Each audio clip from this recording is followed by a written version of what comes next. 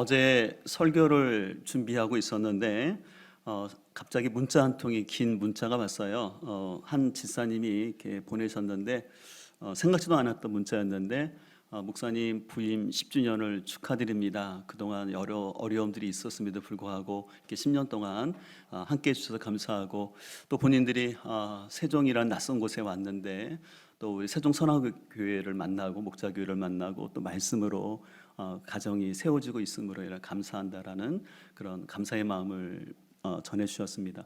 좀 생각지도 않았던 문자였기 때문에 참 감사한 마음이 들면서도 좀 두렵고 떨리는 마음이 있는 게 사실입니다. 아시는 것처럼 실은 어제가 이제 제가 부임 10주년을 이제 지나면서 참 하나님께서 우리 교회에 그동안 10년 동안 좀 많은 은혜를 주셨구나라는 것들을 생각해 보면서 하나님께서 저에게 주시는 마음은 더욱더 새로운 마음, 더 설레는 마음, 하나님 앞에 겸손한 마음으로 서야 되겠다라는 그런 마음을 계속 주셨고요. 그래서 이제 2학기를 시작하면서 이제 다시 좀 복음 앞에 우리 공동체가 더 온전하게 섰으면 좋겠다라는 그런 마음을 가지고 이제 여러분들과 함께 이제 로마서 말씀을 함께 나누길 소망합니다. 이 로마서는요, 구원의 진수를 보여주는 책으로서 참 많은 사람들을 변화시켰습니다. 여러분들이 잘 아시는 성 어거스틴, 그는 참 젊었을 때 하나님 없이 방탕한 삶을 살았지만 하나님께서 들려주는 로마서의 말씀을 통해서 변화가 되었고요.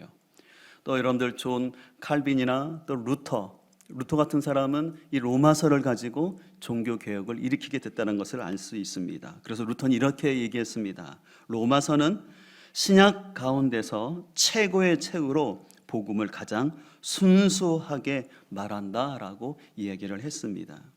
근데 이 로마서는요, 좀 생각보다 어려워요. 왜냐하면 거기 보면 이제 하나님의 의라는 생소한 단어가 나오고요, 또 행함과 의로움이라는 논쟁이 있고, 또 율법과 언약이라는 그런 단어들이 나옴으로 인해서 좀 성도들에게는 이 로마서가 좀 어렵게 느껴지는 게 사실입니다. 그러나 전 개인적으로 이 로마서를 준비하면서 로마서가 비록 어렵지만 제가 쉽게 전하려고 최선을 다하려고 합니다. 그러나 제가 쉽게 전한다고 해서 얕은 설교가 되지 않도록 여러분들이 함께 기도했으면 좋겠어요. 이제 우리 중고등부들 같이 예배 드리기 때문에 우리 학생들도 잘 이 복음의 진리를 그 복음의 진수를 깊이 알 수 있는 은혜의 시간 됐으면 좋겠습니다. 그래서 앞으로 좀 계획하는 건 앞으로 1년 정도 이 로마서 말씀을 나누려고 하는데, 아니면 교회 상황에 따라 로마서의 전반부만 이렇게 나눌 수도 있는데, 어쨌든 그것은 저희가 교회 상황에 따라서 조절을 하도록 하겠습니다. 바라는 것은 이 놀라운 복음의 이 진리를 우리 어린 중고등학생부터 우리 모든 노년에 이르기까지 귀한 이 복음의 진리 앞에서 온 교회가 복음의 능력을 우리가 깊이 깨닫는 시간 되기를 주님의 이름으로 축복합니다. 여러분, 그런 의미에서 같이 인사 한번 하실까요? 다시 복음 앞에 섭시다.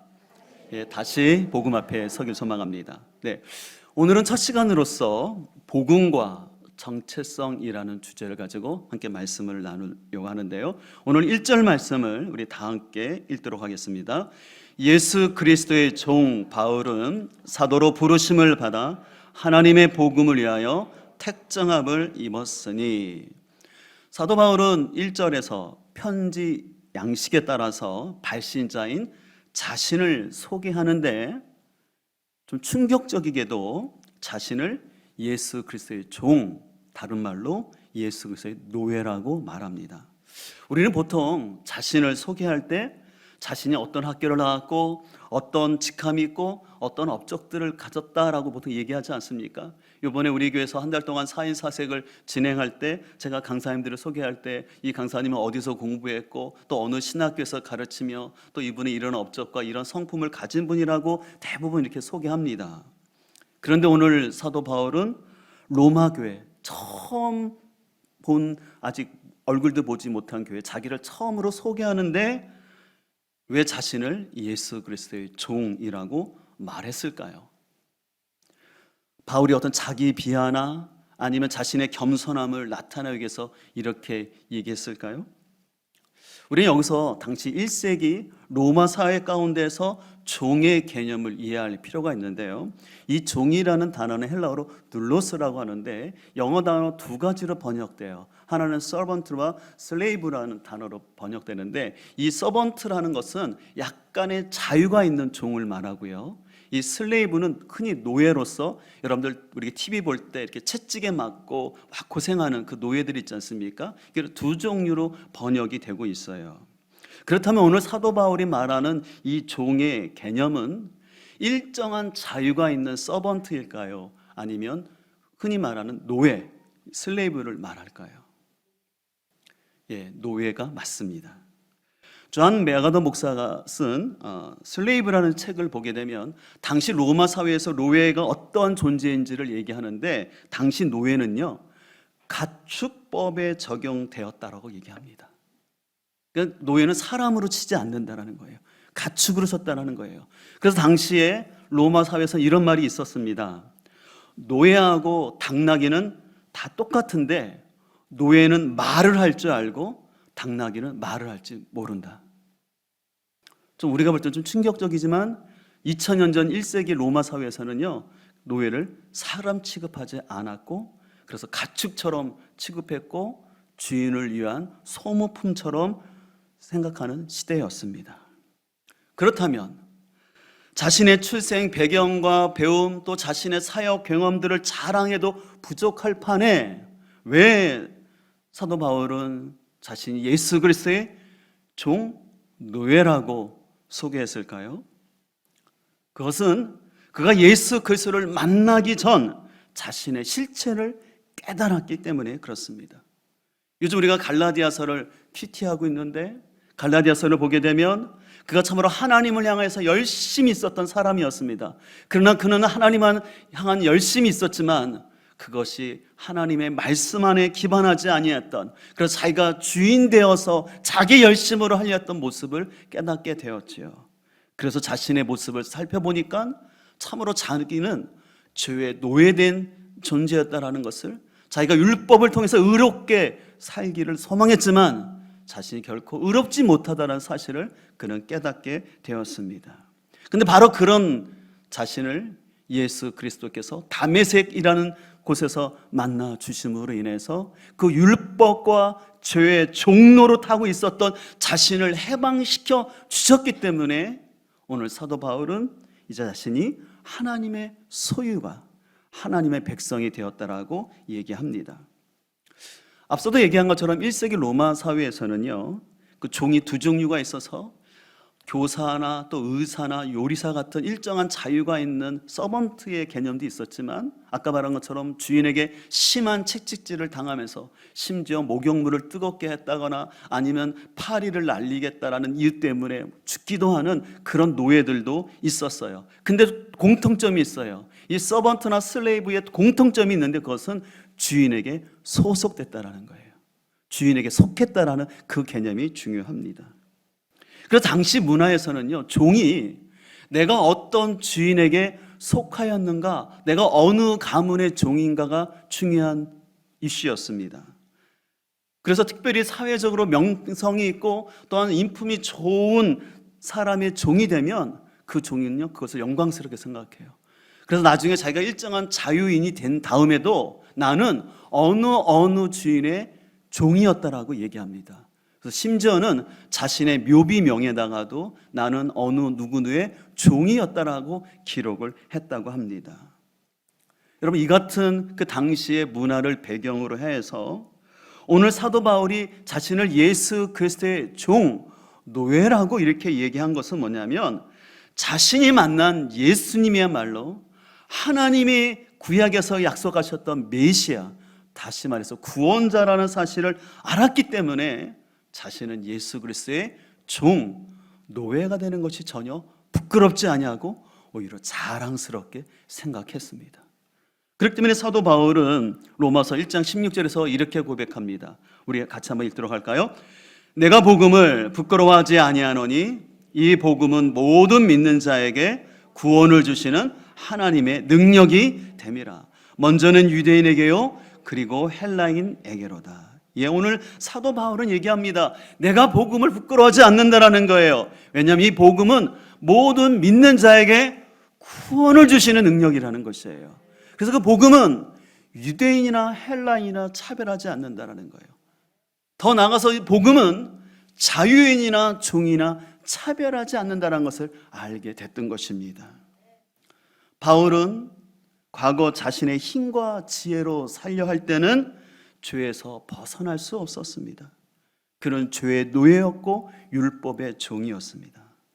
그러나 복음 대신 예수 그리스도를 만났을 때 그는 죄의 종이 아니라 율법의 종이 아니라 그의 신분이 완전히 바뀌게 되었습니다. 이처럼 복음은 우리의 신분과 정체성을 바뀌게 합니다. 그래서 사도 바울은 로마서 6장 17절에서 이렇게 고백합니다. 하나님께 감사하리로다. 너희가 본래 죄의 종이더니, 우리의 신분은 과거에 죄의 종이었다라는 거예요. 너희에게 전하여 준 바 교훈의 본을 마음으로 순종하여 죄로부터 해방되어서 뭐의 종이 되었다? 의의 종이 됐다라는 거예요. 여기서 종의 개념은 아까 말한 부정적인 의미가 아니에요. 나는 의에 속한 사람이 됐다라는 거예요. 하나님께 속한 사람이 되었다라고 오늘 사도 바울은 얘기하는 것입니다. 그래서 사도 바울은 우리에게 말합니다. 여러분들이 예수 그리스도 안에 있다면 여러분은 더 이상 죄의 노예가 아닙니다. 그래서 여러분들은 예수 그리스도로 인하여서 의인이라 칭함받고 이제 하나님께 소속된 하나님의 백성이 되었습니다 라고 얘기하는 것입니다. 여러분, 지난주 우리 사회에 좀 이슈가 된 사진 한 장이 있었는데요. 우산 의전이라는 사진이었어요. 혹시 보신 분들 있나요? 그 아프간에서 난민들이 왔을 때 그와 관련된 기자회견을 하는데 한 공무원이 그 차관을 이렇게 무릎 꿇고 씌워주는 것이었습니다. 그래서 저 사진이 나왔을 때 사람들이 막 난리가 났어요. 갑질이다. 어떻게 저렇게 할 수 있냐라고 막 얘기가 심했어요.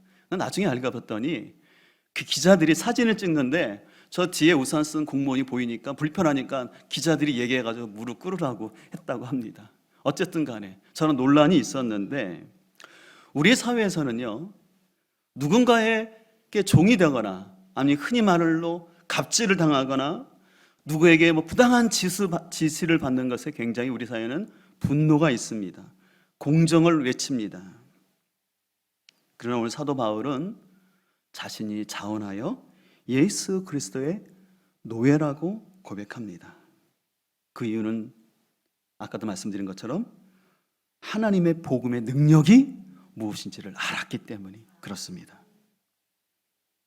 당시 문화에서는 노예는 철저히 주인에게 의탁되고 의존되는 존재였습니다.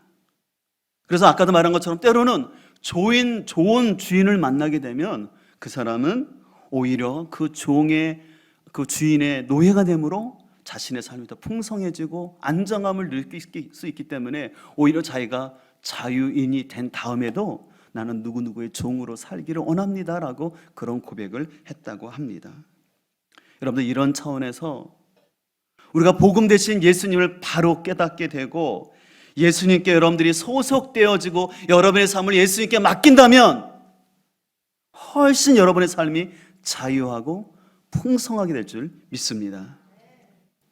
우리는 흔히 생각하기를 내가 주인 되어서 마음대로 살면 더 좋을 것 같지만 여러분, 한편으로 맡기는 게 좋은 거 아세요? 여러분들, 제가 가만히 보니까요, 이 부부관계도 남편이 아내의 종이 되면 다른 여자에게 마음 빼앗길 일이 없는 것 같아요. 그런데 남편들이 자꾸 자기 마음대로 살려고 하니까 다른 여자에게 마음을 줘야 할지 말아야 할지 고민되고 살아가는 것을 볼 수가 있어요. 우리 남편분들 여기 많이 계시는데 우리 남편분들 여러분들 편하고 자유롭게 살기를 원하십니까? 그렇다면 여러분들 하나님이 짝지어진 아내의 종이 되시길 바랍니다. 비웃으면 안 되시는데 이럴 때 센스 있는 남편은 아멘 합니다. 제가 다시 한번 기회를 드릴게요. 사랑하는 남편 여러분들 친정 편하고 자유롭게 살기를 원하십니까? 그렇다면 아내의 종이 되십시오. 거기서 진정한 자유함이 있는 줄 믿습니다. 네. 제가 백순희 집사님께 전해드릴게요. 우리 최정실 집사님이 아멘 분명히 했다고. 네, 여러분들이 증인입니다. 근데 이것은 남편들뿐만 아니죠. 당연히 아내도 마찬가지예요. 아내가 남편에게 종이 되면 그건 굴욕이 아니라 하나님 창조 질서 안에서 자유함이 있는 거예요. 우리 학생들도 마찬가지로 생각합니다. 내 마음대로 살려니까 자꾸 미래가 불안하고 자꾸 걱정이 되는 거예요. 근데 여러분들, 여러분의 삶을 하나님께 맡기십시오. 그리고 하나님 말씀대로 주어진 환경 가운데 순종해 나가면 여러분의 삶을 우리 하나님이 맡아주시고 책임져 줄 줄 믿습니다. 왜냐하면 우리 하나님은 참 좋으신 하나님이기 때문에 우리를 부려먹거나 우리를 배반하거나 우리를 소모처럼 쓰다가 버리시는 하나님이 아니라 자기 아들까지 주신 참 좋으신 하나님이기 때문에 그 하나님의 종이 되는 것, 하나님의 노예가 되는 것, 그것이 참된 기쁨인 줄 믿습니다. 이어서 사도 바울은 자신이 예수님의 종, 노예일 뿐만 아니라 사도라고 고백합니다. 이 사도라는 것은 보냄을 받은 자, 대사, 사신이라는 뜻을 가지고 있는데 바로 예수 그리스도의 메시지를 전달하는 사람이라는 뜻입니다. 근데 여러분들, 이 사도는요, 자기가 원한다고 스스로 사도가 될 수도 없고 부르심이 있어야 합니다. 그래서 사도에는 세 가지 조건이 있어요. 첫 번째는 뭐냐면 누가 불렀고, 그리고 왜 불렀고, 누구에게 가라고 어떤 메시지를 주었는가, 이 세 가지가 중요합니다. 그런 의미에서 오늘 사도 바울은 얘기합니다. 나는 하나님께 부름 받았더라. 하나님 나를 부르셨다고 얘기합니다. 그리고 하나님께서 나를 이방인의 사도로 보내셨다라고. 그리고 내가 전해야 할 메시지는 뭐냐면 이 예수 그리스도가 구원자라는 이 사실을 받았다라고, 이 일을 위해서 자신이 택함 받았다라고 이야기를 합니다. 그래서 오늘 1절을 공동번역에서는 이렇게 말씀합니다. 나는 사도로 부르심을 받아 하나님의 복음을 전하는 특별한 사명을 띤 사람입니다 라고 얘기합니다. 더 나아가서 로마서 11장 13절에서 이렇게 말합니다. 이제 나는 이방 사람인 여러분에게 말합니다. 내가 이방 사람에게 보내심을 받은 사도이니만큼 나는 내 직분을 영광스럽게 생각합니다 라고 얘기합니다. 바울은요, 자신이 이방인에게 복음을 전하는 사도로 부름받은 것, 그 택함 받은 것을 자랑스럽게 생각했습니다. 그래서 저는 갈라디아에서 고백한 것처럼 내가 이것은 누구나 의논한 것도 아니고 누구한테 배워서 된 것이 아니라 하나님이 자신을 불렀다라고, 이방인의 사도로 나를 택하였다라고 그는 분명한 정체성과 자신감이 있었습니다. 보통 사람들은 자신이 어떤 학교를 나왔고 또 사회적인 직함, 또한 연봉이나 어떻게 보면 또 학교 성적을 가지고 자신의 정체성을 생각을 합니다. 그러나 여러분, 복음은 내가 어떤 학교를 나왔던, 나의 연봉이 어떻든, 나의 외모가 어떻든 그 모든 것을 관여하지 아니하고 우리를 하나님의 자녀로 불러주신 줄 믿습니다. 그래서 오늘 사도 바울은 자신이 하나님이 불러주셨다라고, 그리고 하나님이 택하여 줬다라고 얘기합니다. 그런 의미에서 구원은 하나님이 택해 주셔야지만 가능한 줄 믿습니다. 하나님이 불러주셔야지만 이 구원의 은총이 있는 거예요.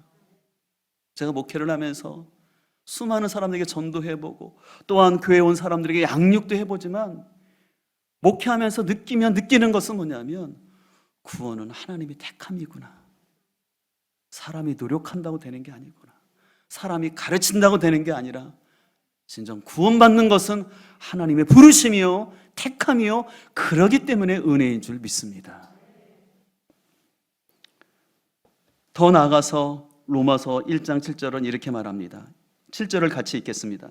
로마에서 하나님의 사랑하심을 받고 성도로 부르심을 받은 모든 자에게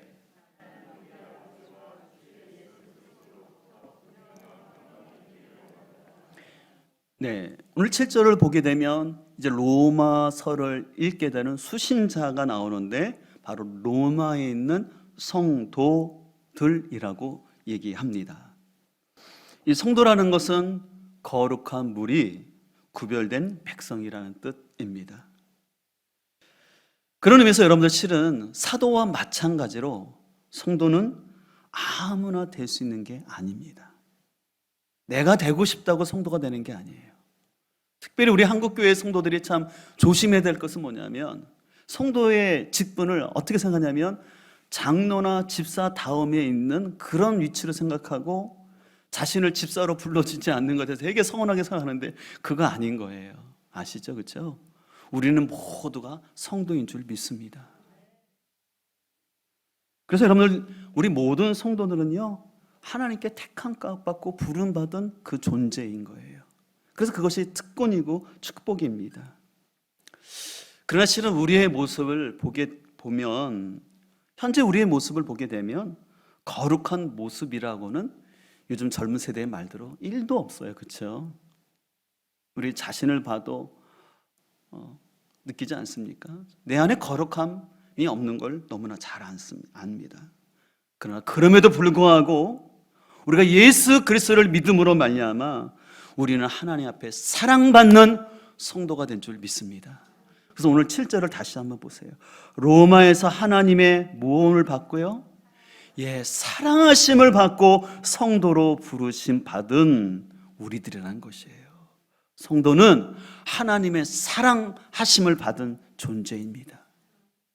여러분의 직분과 상관없이, 여러분의 연봉과 상관없이, 여러분의 성적과 외모와 상관없이 우리는 하나님의 사랑받는 주의 거룩한 백성입니다. 하나님의 백성 된 것은 내가 잘나서가 아니라 오직 하나님의 사랑 때문에 하나님의 자녀 된 것이죠. 이것이 복음의 능력입니다. 여러분 중에 어떤 사람은 교회를 이제 막 1년, 또 어떤 분들은 10년, 또 어떤 분들은 30년, 또 어떤 분들은 모태 신앙을 갖고 일평생 예수님을 믿는 분들이 있을 것입니다. 근데 중요한 것은 흔들리지 않는 정체성이 있느냐 하는 것입니다. 오늘날 많은 사람들이 교회를 다니면서도 자신의 정체성이, 나를 성도로 부르신 그 하나님의 정체성을 많이 잊고 살아가는 것을 볼 수가 있습니다. 그런 의미에서 오늘 사도 바울은 로마서를 시작하면서 자신은 복음 안에서 자신의 정체성을 분명히 얘기합니다. 나는 예수 그리스도의 소유된 노예요, 예수 그리스도의 복음을 전하기 위해 택함받은 사도요, 그리고 동시에 우리는 하나님의 사랑받는 성도요, 백성이 되었다라고 바울은 분명하게 얘기합니다. 그로 인하여 우리에게는 오늘 7절 후반절에 있는 것처럼 예수 그리스도로부터 은혜와 평강이 있게 된 줄 믿습니다. 이제 이 부분은 로마서를 살펴보면서 이 은혜와 평강의 의미를 우리가 함께 더 살펴볼 텐데요. 어쨌든 여러분에게는 이러한 정체성이 있습니까? 혹이나 나는 예수님을 믿는다 하면서도 나보다 더 많이 배우고 나보다 더 좋은 환경 속에서 살아가고 있는 그 사람들을 볼 때 그 사람들이 더 부럽고 나는 초라한 사람이라고 생각한다면 아직 우리는 복음 앞에 온전히 선 것이 아닙니다. 머리로는 복음의 삶을 배워서 이해하고 있지만 아직 여러분의 삶 가운데 이런 분명한 정체성이 없이 살아가고 있다면 아직 복음의 능력을 경험하지는 못하고 있는 것입니다. 소망하는 것은 우리가 함께 이 로마서를 묵상하면서 복음 안에 있는 이 복음의 능력과 이 복음의 정체성을 우리가 다시 한번 기억할 수 있기를 소망합니다. 앞서 얘기하던 것처럼 이 로마서는요, 수많은 사람들을 변화시켰던 놀라운 책입니다. 근데 그 변화의 핵심은 복음 안에 있는 자신의 정체성을 발견했기 때문에 그렇습니다. 우리가 복음 안에 있으면요, 나의 정체성이 새롭게 발견되는 거예요. 개인적으로 저의 삶에 있어서도 어떻게 보면 BC와 AD로 나눠지는 그 사건이 있었는데, 그것은 대학교 4학년 때 임용 시험을 준비할 때 거기서 경험했던 하나님의 부르심이었습니다. 목사, 제가 잘 아시는 것처럼 간증을 많이 했기 때문에 제 멘토 목사님과 함께 참석했던 그 예배 가운데서 그때 하나님이 저를 불러주시는 그 부르심을 잊을 수가 없습니다. 그 부르심의 핵심은 단순했습니다. 모태에서부터 내가 너를 택하여 지명하여 불렀다라는 말씀이었습니다. 실은 그거 성경에 있는 얘기지 않습니까? 근데 그때 제게 들렸던 말씀은 전혀 다른 강력하게 들리는 레마의 말씀이었어요. 그래서 제가 내 인생을 마음대로 살려 할지라도 아니다. 내가 너를 복음을 전하는 자로 택하였기 때문에 내 마음대로 갈지라도 그렇게 할 수는 없으니 네가 하나님 앞에 순종하라고 부르셨습니다. 근데 그 부르심이 저를 변화시켰고 복음 안에서 제 삶을 참으로 풍성하게 인도했고 하나님이 지금까지 인도하여 준 줄 믿습니다. 때로는 제 자신을 보더라도 참 부족함이 많은 사람인 것을 보게 됩니다. 또 여전히 여러 어려움이 있는 것도 사실입니다.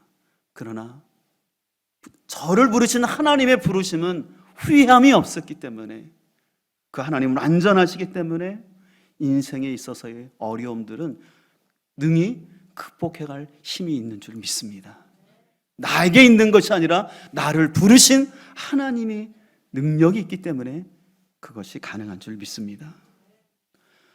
저는 이제 우리 로마서를 시작하면서 우리 모두가 이 복음 안에 있는 정체성을 여러분들 분명히 발견하고 더 나아가서는 여러분을 향한 하나님의 부르심이 무엇인지 여러분의 일터 가운데, 교회 가운데서, 가정 가운데 여러분을 부르신 그 부르심의 목적도 여러분들이 잘 알 수 있기를 소망합니다.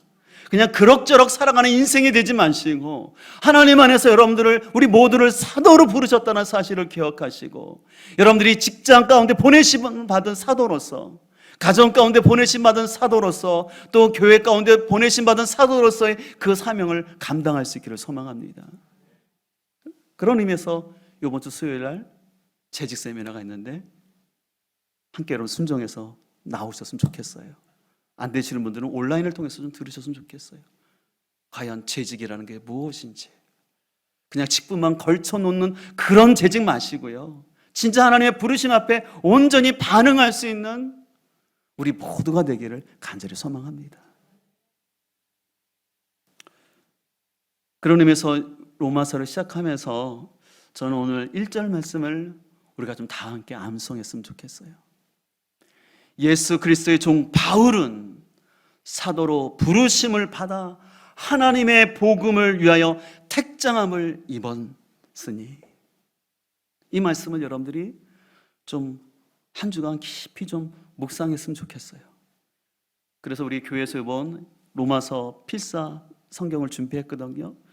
그래서 여러분들이 한번 이 1절과 7절만 쓰세요. 여러분들 필사 노트 구입하신 다음에요, 다 쓰지 마시고 제가 설교 진행하는 그 본문에 따라서 여러분들이 좀 쓰시고 갔으면 좋겠어요. 그래서 제가 먼저 제 거 쓴 거 있는데 그 사진을 좀 보여드릴게요. 그래서 제가 1절과 7절만 썼는데 필사 노트에다가 보시는 것처럼 예수 그리스도의 종 바울은, 그래서 제가 가로 열고 문영호라고 썼어요. 예수 그리스도의 종, 예수 그리스도의 노예 문영호는 사도로 부르심을 받아 하나님의 복음을 해요 택함을 입었으니, 그 다음에 7절입니다.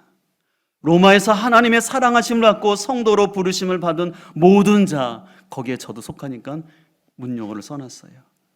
하나님 우리의 아버지와 주 예수 그리스도로부터 은혜와 평강이 있기를 원하노라. 여러분들도 필사 노트에 그렇게 꼭 적으시길 바랍니다.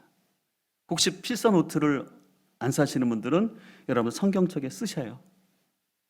네, 지금 쓰실까요? 아예? 지금 쓰세요, 여러분들. 볼펜을 꺼내셔서 예수 그리스도 종 바울 그 옆에다가 여러분의 이름을 쓰세요. 여러분들 이름 쏜다고 절대 여러분들 이단이라고 안 할 테니까 걱정하지 마시고 쓰세요.